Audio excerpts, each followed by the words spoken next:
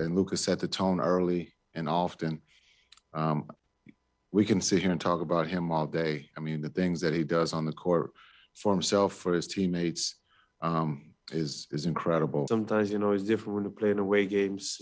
First they're booing and then they're like amazed. I think we've used every noun, adjective to describe his game. And he just gets better when the stage is big, and he delivered again. It must be the gumbo. It must be the gumbo. All right, Luka is leading the league in scoring this month with over 36 points per game. He's also averaging over 10 rebounds and 9 assists in that span. So his good play is leading the Mavs to wins. They're 6-2 in the month of February. All right, so it's safe to say that Luka's in the zone right now. But my question to the panel, starting with you, Richard, is that trade of Kristaps Porzingis, did that unlock Luka's full potential? And if so, why? No, I don't think it unlocked him. Kristaps wasn't even playing. I don't think that had an impact. He was in and out of the lineup, but that's not a knock. Like when a guy gets injured, your team is forced to adjust around.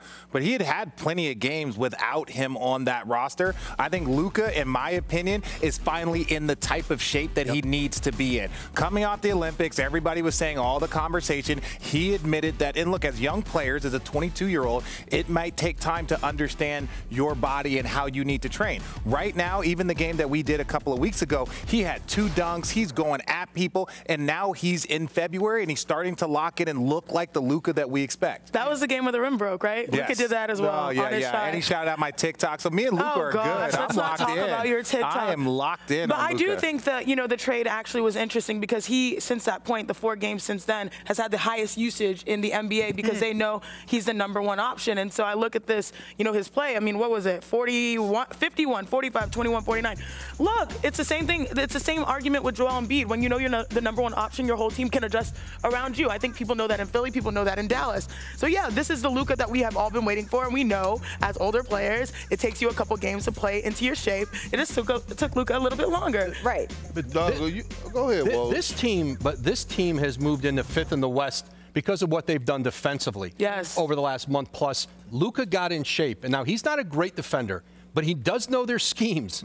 Like, that's progress there, and he can get deflections, his hands. But what they've done defensively, especially, you talk to people in Dallas and teams who are playing against them, is, they don't let teams isolate their worst defenders. Their team defense has been really good, and that's what's elevated this team. Sure. And listen, I think Luka Doncic, since the day he's got there, everybody knows he's the guy there. And this is a team that I think Zach Lowe in the preseason kept talking about.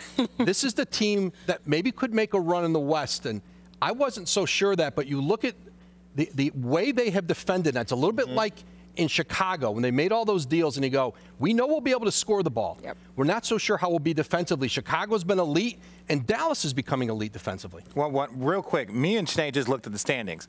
Dallas and Philly have the exact same record. They have the same amount of wins. So before we start crowning Joel Embiid MVP because he's been putting up these historic numbers, we've just seen what Luka is doing.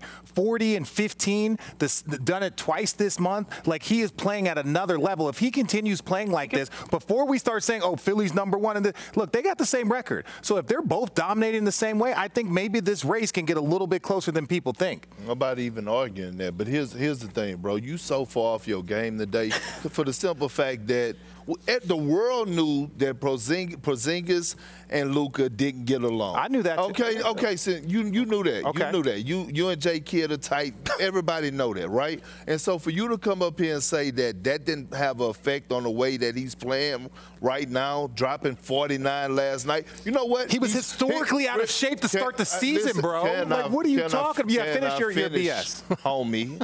Can I finish? First thing first is that he's playing with such joy. It's a different type of joy now that he's removed from the locker room. I could take you to another example. When you look at the Celtics, they remove Dennis Schroeder. It's a certain type of joy that Daniel Tice brought to the locker room. You've been on multiple teams. You know how I feel when they have a guy. Did they remove you from this locker room? For what? For what? I mean, so his conditioning has nothing to do. I didn't say it. But what I'm saying, address the part that I'm saying. Okay, that's cool. But for you to act like that, I think it's both. I think it's both, right? He knows that this is his squad. He doesn't have to deal with whatever the issues might have been, and then also he improved, with his conditioning.